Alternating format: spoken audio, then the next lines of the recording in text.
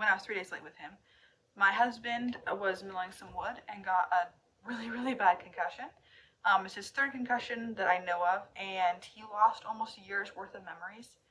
And honestly, that was really freaky because of his condition, and especially that first several hours, first day when he couldn't remember a whole lot.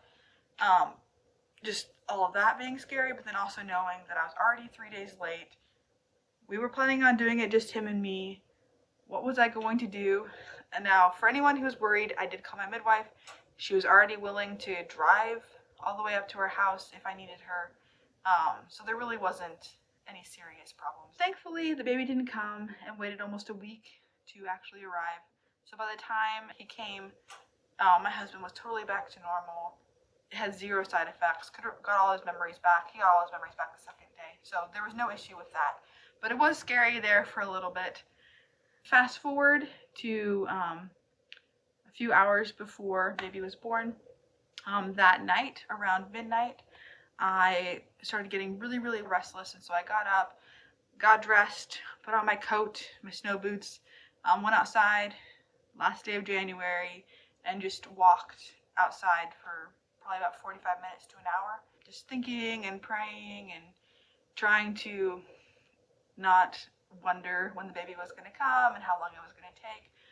And then after about 45 minutes to an hour, like I said, I decided to come back inside and try to go back to sleep. I was able to fall asleep for a little bit, maybe like an hour or something. And then I woke up around 3 o'clock to a large pop. It startled me. I was like, what in the world was that? I have never had an audible noise when my water popped. But I mean, immediately that's where my brain was did my water just pop? I went ahead and stood up, and as soon as I stood up, some water started pouring down my legs. I was like, yeah, that's definitely what it was. So I wake up Silas, let him know what's going on, go downstairs, get cleaned up. Silas was super sweet. He comes downstairs. I have always wanted to have a water birth. I tried with my third child. We had him in a birthing center, and he came so fast. We had been at the birthing center for only like half an hour before I actually pushed him out, and they'd only gotten 2 inches of water in the pool. Nobody expected him to come so fast, not even me. And I was like so disappointed because I was like, my one chance to have a water birth, and it just didn't work out. And so Silas was really kind. We don't have running water, but he had agreed to set up. We have a tub. He brought it into our living room, heated all of our water on the stove and filled it up, which takes a lot of time, so that I could labor in the tub and have a water birth if I wanted to. So I labored in the tub for several hours, which was really nice, just having the warm water. It really helped with the labor pains. And then around 5, I got up. I didn't really want to be in the tub anymore. I wanted to move around and be in positions I didn't feel like I could get in when I was in the tub.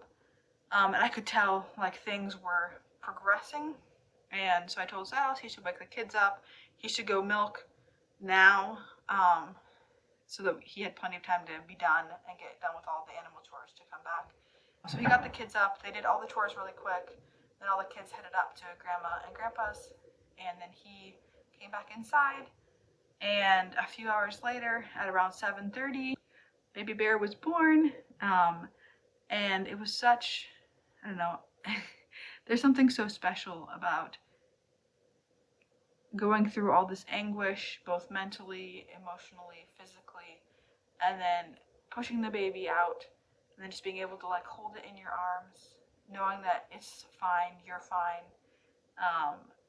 and just all of the hard work and pain you went through is finally finished, and you have your reward. There's something so incredibly special about that. And we just snuggled with the baby for a while, and then the kids came down a couple hours later to meet their baby brother. It's so incredibly special having the kids meet their new brother or sister for the first time. Just their joy, their excitement. It's just contagious, the whole birth went really well, really smoothly. My best birth, I would say, just overall. He wasn't my fastest or anything like that, or my least painful, but just the whole experience was the most peaceful, the most calm, the most quiet. It was just the nicest overall birth experience that I had. And I do believe that is because it was an unassisted birth. It was just us. It was dark. There weren't people coming in and out. Nobody was checking me. It was just, I was just left alone to do what I needed to do, what my body needed to do. I could just focus.